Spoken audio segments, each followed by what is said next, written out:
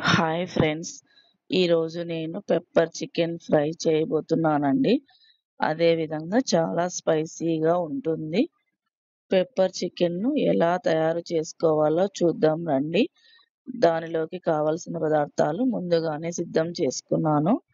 అందులోకి కావలసినటువంటివి ధనియాలు 2 టీ స్పూన్లు, 6 వెల్లుల్లి రెమ్మలు,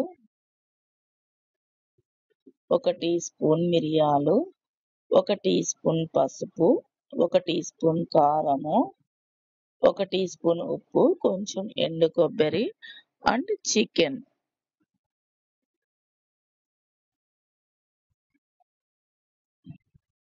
ముందుగా ఒక బాండిల్ పెట్టుకొని అందులోకి మనం తీసుకున్న ధనియాలు, మిరియాలు వేసి రోస్ట్ చేసుకోవాలి.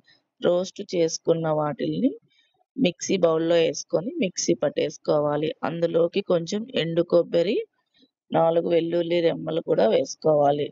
వేసుకొని మిక్సీ కొట్టేసి పక్కన పెట్టుకోవాలి. ఒక బాండిల్‌లో 3 టేబుల్ స్పూన్ ఆయిల్ వేసేసి, చికెన్ వేసేసి, అందులోకి కొంచెం పసుపు, కొంచెం సాల్టు వేసేసుకొని కలియబెట్టాలి. కొంచెం సేపు పచ్చి వాసన పోయిందాక మగ్గనివ్వాలి.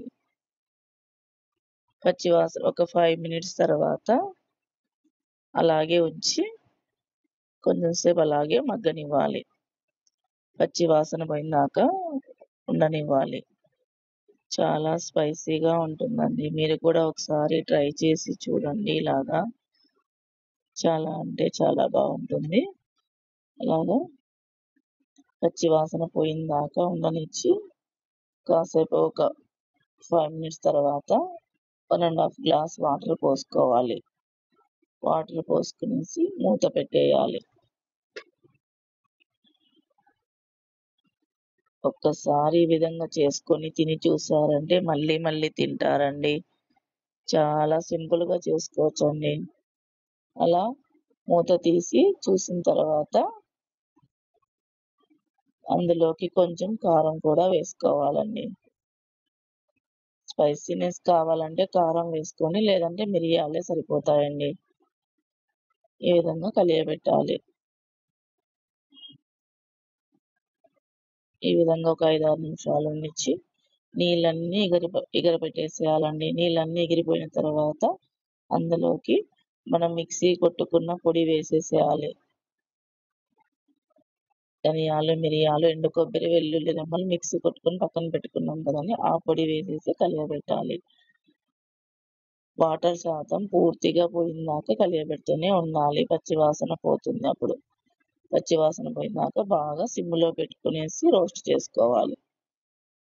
ఈ విధంగా రోస్ట్ అయిన తర్వాత వాటర్ శాతం ఏమీ ఉండకూడదండి.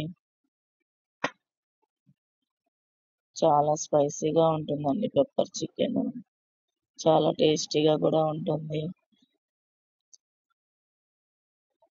ఈ విధంగా వాటర్ శాతం లేకుండా చూసుకోవాలండి. మా channel Upputuru Varalakshmi channel subscribe చేసుకోండి. లైక్ చేయండి. కామెంట్ కూడా పెట్టండి.